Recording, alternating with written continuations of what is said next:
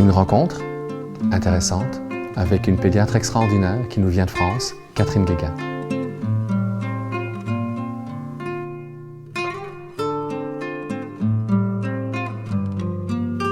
Alors bonjour Catherine. Bonjour Joël. Est-ce que tu te familiarises avec notre première trace d'hiver québécois? Pour moi, c'est magnifique de voir cette neige, en plus avec le soleil. Je trouve ça très beau. Je suis très heureuse d'être là. Oui. Mais écoute, moi je dirais que je suis encore plus heureux parce qu'on sort du colloque auquel tu as eu la gentillesse de participer. Et pour moi, c'est intéressant de faire cette petite entrevue ici pour pouvoir un petit peu présenter en fait ton parcours. Qu'est-ce qui t'a amené un jour à t'intéresser aux neurosciences affectives et à écrire des livres qui sont devenus des vraies références en France et au Québec? Alors, en tant que pédiatre, j'ai toujours souhaité évidemment que les enfants se développent bien, se sentent bien, et que les parents aussi se sentent bien. Et donc c'est ce cheminement-là qui m'a amenée à m'intéresser à ça. J'ai fait aussi toute une formation qui m'a permis de comprendre ce que c'était qu'un toucher affectif, affectueux, c'est-à-dire qu'il soit tendre, non dominant, qui laisse l'autre libre. Et j'ai enseigné pour des professionnels qui voulaient développer ce contact-là, ce toucher-là. Et donc c'était un toucher basé sur l'affectif. Au XXe siècle, il n'y avait pas grand-chose sur l'affectif dans notre monde. Et puis, fin XXe siècle, est apparu des recherches sur ce qui était l'affectivité avec Antonio Damasio. Et puis au XXe siècle, il y a eu une éclosion de chercheurs sur le cerveau en ce qu'on appelle les neurosciences affectives et sociales. Qu'est-ce que tu appelles les neurosciences affectives et sociales? Alors, quand on est médecin, et moi je suis âgée maintenant, quand on apprenait le cerveau et le développement du cerveau, eh bien, on savait que le cerveau était dévolu aux fonctions intellectuelles, motrices et sensorielles au XXe siècle. Et les neurosciences cognitives, qui étudient les mécanismes cérébraux de tout ce qui est intellectuel, comment on apprend à lire, à écrire, à compter, c'est vieux, ça date de 1970. Mais au XXe siècle, on ne savait pas du tout qu'une grande partie du cerveau était dévolue aux émotions, aux sentiments et aux relations sociales, donc à tout ce qui est affectif. Et ça a été extrêmement important. Et ça, ce sont les neurosciences affectives et sociales qui s'intéressent aux mécanismes cérébraux, de qu'est-ce qui se passe dans le cerveau quand on rencontre quelqu'un. Et en fait, il se passe énormément de choses. Et qu'est-ce qui se passe au niveau de nos émotions et de nos sentiments, aussi au niveau du cerveau, et qu'est-ce que ça engendre chez la personne. Et pour moi, c'est une vraie révolution de comprendre que, on le sait tous intuitivement, que nos relations sont fondamentales pour nous, pour notre développement. Est-ce qu'elles sont satisfaisantes pour nous ou non? Et sur nos émotions et nos sentiments. C'est particulier parce que c'est un peu comme si la recherche évoluait dans un environnement un peu en vase clos versus la vraie vie où normalement une maman qui rentre en contact avec son enfant, de plus en plus de papas vont jouer ce rôle-là, les grands-parents le font tout autant. Ça se base en fait sur la relation que l'on a avec ce petit être et ce petit être en relation avec nous. Oui, la relation, on le sait intuitivement qu'elle est fondamentale, mais au XXe siècle, parler des émotions était très mal vu. C'est-à-dire qu'on apprenait aux petits garçons à surtout pas montrer leurs émotions, pas pleurer, il fallait qu'ils soient forts, parce que c'était considéré comme une faiblesse, les émotions. Et ensuite, un tout petit, il ne sait pas du tout contrôler ses émotions. Donc il a des émotions, moi je parle de tempête émotionnelle. Il peut avoir très peur, il peut être très triste, il peut être très très en colère. Et ça, c'était mal vu, c'était réprimé. L'enfant n'avait pas le droit de montrer ses émotions. On lui disait qu'il était un tyran, qu'il était capricieux. On lui disait « arrête tout de suite, arrête de faire ton cinéma, arrête de faire des caprices. On lui disait « va dans ta chambre ». Donc les émotions étaient interdites au niveau de leurs expressions. Elles étaient très mal vues. Donc pour moi, c'est une révolution éducative d'accueillir ce qui est essentiel pour nous, c'est-à-dire qu'on est d'abord des êtres sensibles, des êtres émotionnels, des êtres émotifs, et de se dire que oui, c'est extrêmement important d'abord de connaître ses propres émotions, de les identifier, de les nommer, de les exprimer sans culpabilité. Et ensuite, il va falloir que progressivement, on sache réguler nos émotions.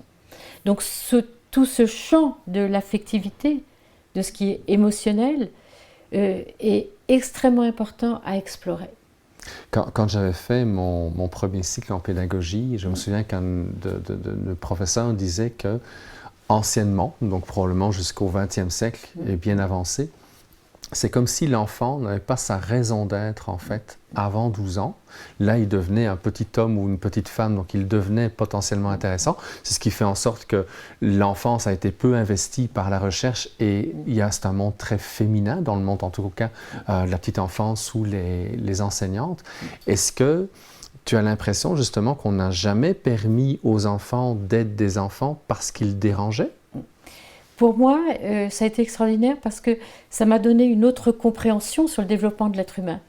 Et c'est une partie, je pense, c'est une des causes de la maltraitance vis-à-vis des enfants et de la violence justement éducative. Parce que les pleurs de l'enfant, les colères de l'enfant, les peurs de l'enfant dérangent énormément les adultes. Et les pleurs sont une des plus grandes causes de maltraitance dans la première année de vie. Et je pense que sur toute la planète, les adultes ont considéré l'enfant comme un être sauvage, un animal sauvage, qu'il fallait maîtriser, dompter. Et je pense que c'est une des raisons pour lesquelles il y a eu énormément, et il y a toujours beaucoup de maltraitance, ce sont les tempêtes émotionnelles.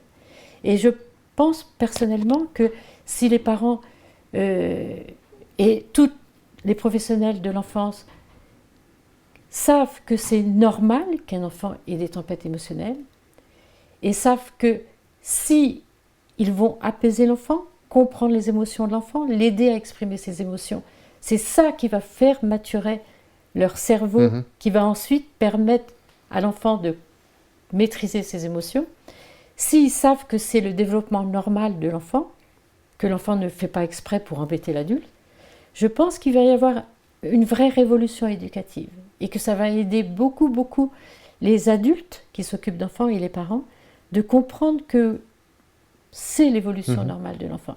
Par contre, les pleurs vont rester toujours très difficiles pour les parents.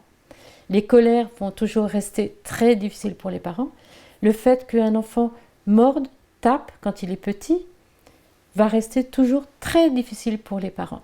Donc les parents vont avoir, et les professionnels de l'enfance, besoin d'un accompagnement. Pour être capable de le gérer, parce que pour moi, ce que je vois là-dedans, je vois l'enfant en fait qui exprime quelque chose qui est peut-être dérangeant, mais qui exprime là où il est, là où il se coince, là où il voudrait éventuellement aller, mais pas quelqu'un de nécessairement mauvais ou incorrect.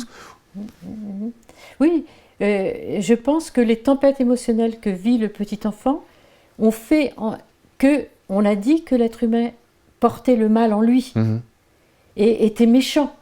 On a considéré que l'enfant petit était méchant. Nous, en France, on dit encore à l'enfant, quand il fait une crise, qu'il se roule par terre, qu'il jette ses jouets, qu'il mord, on lui dit encore « tu es méchant ». Donc, oui, ça te choque que je dise ça. On le dit encore tous les jours dans la rue. On dit et on tape l'enfant. Et maintenant, nous avons une loi depuis le 10 juillet 2019, mais 85% des parents en France croient encore que l'enfant est méchant et qu'il faut le maîtriser et qu'il faut lui donner une fessée ou le taper quand il fait une colère ou quand il mord ou quand il tape. Mais tu sais, je sursaute parce que quand je vois comment souvent, même dans la presse populaire, en fait, on ne dira peut-être pas nécessairement comme ce que tu disais tantôt, t'es méchant, mais on va dire c'est un terrible tout, c'est un fucking fort, c'est un préado, c'est un enfant téflon, c'est un enfant roi. Et il y a une charge méprisante bien souvent sur le comportement de l'enfant, comme si l'enfant était seul responsable de ce qui se passait. Oui, on a une vision justement très négative de ces tempêtes émotionnelles. Parce que je pense que beaucoup ne savent pas que l'enfant ne peut pas gérer ses émotions, parce que son cortex préfrontal est immature. Et donc c'est l'immaturité de son cerveau qui fait qu'il a ces tempêtes émotionnelles. Je pense que c'est parce qu'on ne le sait pas encore. Ce n'est pas encore assez diffusé. Est-ce que, je t'entends souvent d'utiliser le terme, que ce soit dans d'autres entrevues ou pendant le colloque, d'utiliser le terme d'immature. Est-ce qu'on ne risque pas, avec juste ce mot-là, se retrouver de toute façon, encore une fois, ben, t'es immature, t'es immature. Donc, quelque part, plutôt que de parler, ben, ce sont des phases de développement et c'est un processus normal. Pour moi, un enfant de 5 ans qui fait une crise, c'est dans son processus normal. Ce n'est pas une question qu'il soit immature, c'est une question, ben, il a 5 ans. Oui. Je pense que tu as raison de le présenter comme ça. Pour moi, l'immaturité n'est pas péjorative, mais ça pourrait être pris comme péjoratif. Donc oui, je pense que c'est mieux, probablement et même très certainement, de l'exposer comme ça. Tantôt, tu parlais du toucher. Oui. Et il y a des choses que je t'ai entendu dire dans les dernières conférences, parce que je t'accompagne depuis quelques jours à travers justement une série de conférences, dont celle du colloque. L'importance, en fait, même quand on touche l'enfant, de vérifier que l'enfant soit disponible pour ce contact, pour cette relation. Peux-tu nous en parler plus? Oui.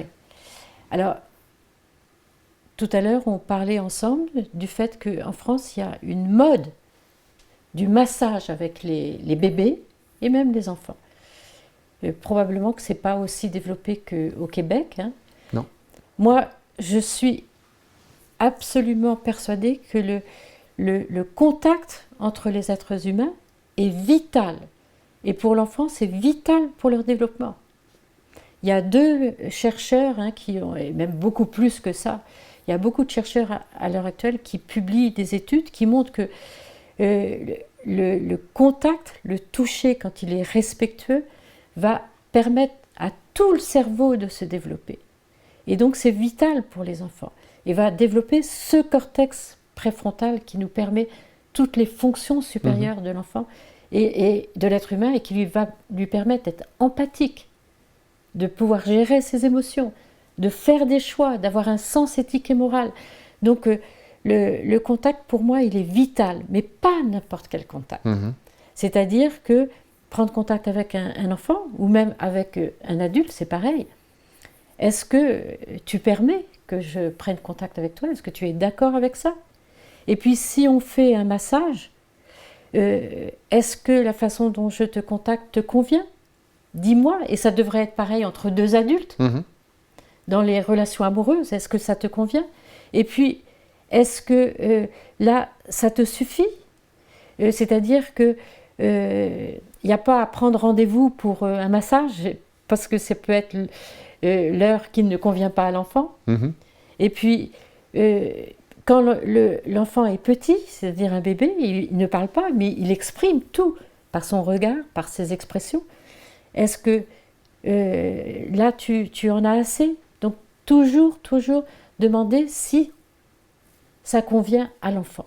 Mais ça demande vraiment à l'adulte d'accepter de rentrer dans une danse pour être capable de pouvoir justement se syntoniser à l'émotion de l'enfant. Donc plutôt que ce soit l'enfant qui doit se syntoniser aux attentes de l'adulte, c'est l'adulte qui doit se syntoniser à la disponibilité de l'enfant. Mais pour moi, c'est dans toute relation comme ça. Et toute relation devrait avoir cette synchronisation, cette syntonisation. Et on sait avec toutes les recherches que c'est cette synchronisation, c'est-à-dire comprendre vraiment ce que nous dit l'autre avec toutes ces expressions non verbales qui vont développer tous les circuits socio-émotionnels et l'empathie. Donc oui, toujours demander à l'autre si est-ce que ça te convient, ce que nous vivons ensemble, toi et moi.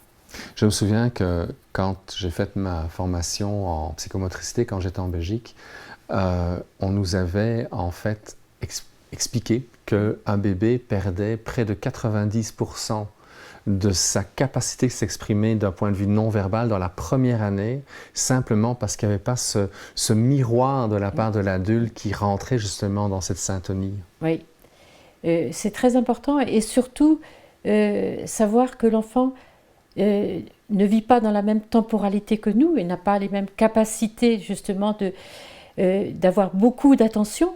C'est-à-dire que généralement, ça va être très court les moments où il peut être vraiment dans ce regard, dans cette relation de regard à regard qui est si importante. Donc, dès qu'on voit que le regard de l'enfant, hop, l'enfant n'est plus capable de soutenir le regard, il faut arrêter. Donc, ça peut être des moments, ce sont des moments essentiels, mais c'est des moments très courts. Est-ce que la corporalité ne va pas aussi être un message? Le fait d'avoir travaillé avec des enfants qui étaient sourds-muets et aveugles, la seule communication qu'on avait avec eux, c'est la tension musculaire qu'ils pouvaient avoir. Donc, est-ce qu'aussi la posture de l'enfant va avoir un impact pour nous informer de ce dont il est disponible? Pour moi, le corps est essentiel, en tant que médecin pédiatre. Le corps, pour moi, il n'y a pas de frontière entre le corps, l'intellect et l'affectif et les émotions. Pour moi, tout va ensemble. Et c'est pour ça que quand on touche un enfant, qu'on prend contact avec lui, on touche aussi ses émotions, ses sentiments et son intellect aussi. Et ça agit sur tout. Pour moi, le corps est fondamental, mais il n'est pas plus fondamental que les émotions et l'intellect. Ça va ensemble. Il y a des personnes qui ont tendance à dire que si justement on est trop généreux envers l'enfant, on est trop respectueux de sa dynamique, on fabrique des enfants rois. Qu'en penses-tu? Alors, tu vois, ça me fait rire parce que pour moi, il n'y a jamais de trop d'empathie et de trop d'affection. Par contre, il ne faut pas confondre qu'est-ce que c'est qu'aimer quelqu'un. C'est justement ne jamais être possessif, ne jamais être intrusif et toujours le laisser libre. C'est-à-dire que pour moi, l'amour rend l'être totalement libre. Mais je pense qu'il y a beaucoup de confusion entre l'amour et la possession. Mais pour moi, le vrai amour, on n'est jamais trop aimé. Jamais. Et plus de personnes vont aimer cet enfant-là, mieux il va se développer. Mais je parle du vrai amour, je ne parle pas de l'intrusion et de la possession. En fait, ce qu'on va constater, c'est que beaucoup de parents qui sont en carence, bien souvent, au niveau de l'affection, vont avoir une problématique de frontières. C'est-à-dire que les rôles sont mal établis, même pour des enseignantes ou pour des éducatrices. Le rôle est mal établi, ce qui fait en sorte que cette confusion de rôle, la recherche d'amitié chez l'enfant ou la recherche de l'amour de l'enfant, ou je le vois chez des mamans monoparentales qui s'en veulent, même si elles sont satisfaites d'avoir quitté ou que finalement la relation avec le conjoint ou le papa se soit séparée, mais qui portent une grande vulnérabilité due au fait qu'elles se sentent coupables de cette séparation-là et elles vont vouloir surcompenser en fait cette perte-là, et l'enfant qui est là quelques jours chez eux, elles vont trop l'investir. Ce n'est pas du vrai amour alors. Non, du tout, du tout. Et ce que je constate aussi chez beaucoup de parents, parce que c'est normal que le parent veuille que son enfant se développe bien et aille bien. Et ils veulent en faire trop. Et il y a, à mon avis, beaucoup trop d'exigences vis-à-vis de l'enfant. Beaucoup de parents visent la performance. Et quand on vise la performance chez l'enfant et l'exigence et être trop sur l'enfant, pour moi, c'est extrêmement mauvais. C'est-à-dire que vouloir que l'enfant, à chaque fois qu'il fait quelque chose, non, ça ne va pas, vouloir un enfant parfait, c'est impossible. D'ailleurs, nous, on n'est jamais parfait. On fait des erreurs jusqu'à la fin de notre vie. Donc, pour moi, il ne faut pas être trop sur l'enfant. Il faut être indulgent.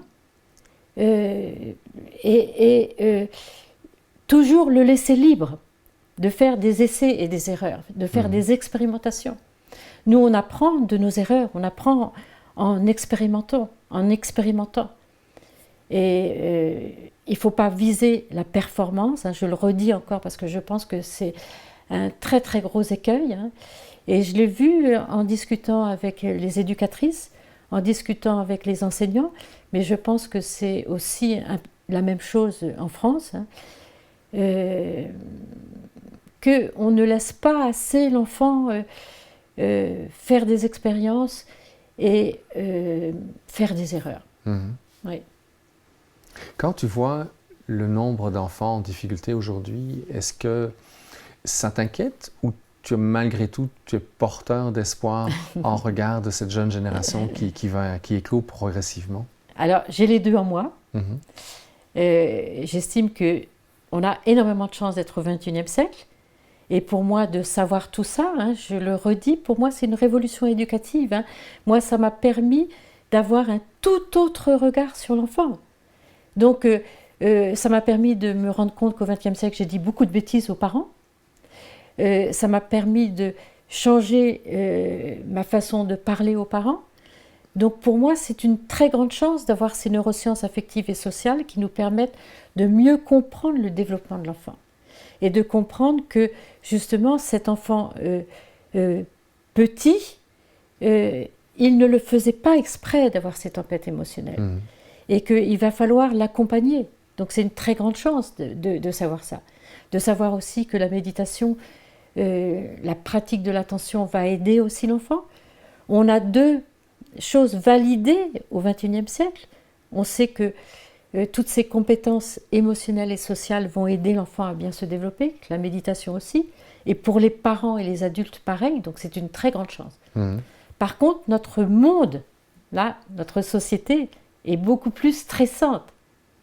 Moi, en France, je vois tous ces parents qui sont en permanence sur les réseaux sociaux, en permanence. Et sur les réseaux sociaux, on leur dit tout et n'importe quoi. Donc, qu'est-ce que ça donne comme résultat? Des parents qui sont totalement perdus, ils ne savent plus quoi faire. Est-ce que ça, c'est bien? Donc, on leur propose des tas de façons d'élever leur enfant, ils ne savent plus qu'est-ce qu'il faut faire. Mais quelque part, ils sont déconnectés eux-mêmes de leurs propres émotions. Parce que s'ils suivent ce qui est... Tu vois, moi, je me refuse d'enseigner des psychotrucs. Et souvent, dans une formation, oui, mais je veux des trucs, je veux savoir, mais dis-moi quoi faire. Non. Moi, je suis certain que tu sais quoi faire. Par contre, quand on intervient au mauvais moment, malgré ce qu'on sait, c'est pas la bonne chose. Donc, l'idée, c'est de comprendre la dynamique et c'est de se syntoniser à la dynamique émotionnelle de l'enfant pour faire une intervention de support au bon moment. Mais quand l'enfant ne va pas bien, la première chose qu'on a à faire, c'est de le réconforter. Mais là, je te rejoins totalement. Moi, je sais que si on reconnecte les parents à ce qu'ils sont eux, moi, c'était ma première façon quand je recevais des parents, je leur demandais, vous, qu'est-ce que vous ressentez vis-à-vis de votre enfant? Qu'est-ce que vous croyez être bon pour lui? Et le parent savait absolument toujours ce qui était bon pour leur enfant. Et c'était jamais moi, il n'y a pas de recette dans l'éducation, c'était jamais moi qui leur disais ce qu'il fallait faire. Et les parents qui étaient confus, parce que j'ai reçu beaucoup de parents qui ne savaient plus du tout quoi faire, et qui maltraitaient leur enfant, et je ne leur en voulais jamais, parce que pour eux, à part des cas très pathologiques, pour eux, cette violence éducative, pour eux, ils le faisaient en croyant bien faire. Comme eux avaient reçu. Voilà. Ils pensaient qu'en punissant leur enfant, c'était comme ça que leur enfant allait bien se comporter et bien travailler à l'école. Et eux avaient reçu ça, et ils pensaient que c'était comme ça qu'il fallait qu'ils fassent avec leur enfant. Mais quand je leur demandais, vous, qu'est-ce que vous pensez, vous, au fond de vous, ils savent toujours ce qui était bon pour eux, d'abord, et bon pour leur enfant. Mais par contre, il faut que les parents prennent soin d'eux d'abord. Oui, parce qu'ils ne prennent pas toujours le temps. Non. Tu as entendu, ça va être la dernière question pour cette vidéo, tu as entendu durant la fin de semaine les chiffres les plus récents du ministère de la Santé qui disaient qu'aux alentours de 11 à 15 ans, les jeunes ici au Québec étaient sous médication psychostimulante à raison de 15% de nos jeunes. 15 points, le chiffre exact. Oui. Qu'est-ce que ça t'inspire, ce chiffre? Pour moi, c'est très très choquant. Pour moi, ça veut dire qu'on ne prend pas le temps de comprendre l'enfant. Et c'est sûr que pour moi, une consultation avec un enfant, une thérapie avec un enfant, il faut au moins 3/4 d'heure, au moins. Et puis ces 3/4 d'heure-là vont être répétés toutes les semaines ou tous les 15 jours ou toutes les 3 semaines en fonction de ce que souhaite le parent aussi et ce que souhaite l'enfant. Mais on ne peut pas en 10-15 minutes comprendre le parent et comprendre l'enfant et comprendre cette relation, c'est impossible.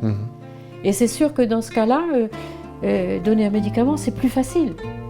Mais pour moi, c'est pas possible que 15 ou 16 ou 17% des enfants soient médiqués, c'est pas possible. Je te remercie beaucoup. Eh bien, avec grand plaisir. C'était très généreux. Je vous remercie, à vous. On se retrouve dans une prochaine entrevue, dans une autre vidéo. À bientôt.